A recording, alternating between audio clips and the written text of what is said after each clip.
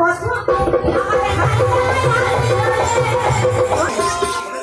বলা হয়েছে যে চন্ডী দাস জিজ্ঞাসা করে গেছে রজকিনী, তাহলে রজকিনীতে হয় যে রজকে ধরে রাখতে পারে একমাত্র সেই রজকিনী হয়। তাহলে রজকিনী কে ছিলেন? রজকিনী ছিলেন আমার সর্বমর্ত পাতাল ত্রিভুবনের শ্রেষ্ঠা নারী, যিনি শ্রীমতী রাধারানী। তিনি ছিলেন একমাত্র রজকিনী। তারপর আরো আছে রজকিনী কে? মীরাবাই। মীরাবাই কি করেছিলেন? মীরাবাই কিন্তু ভোজ রানীর সঙ্গে সংসার করেছিলেন, কিন্তু কোনো সন্তান জন্ম দেন। তাহলে রজকিনী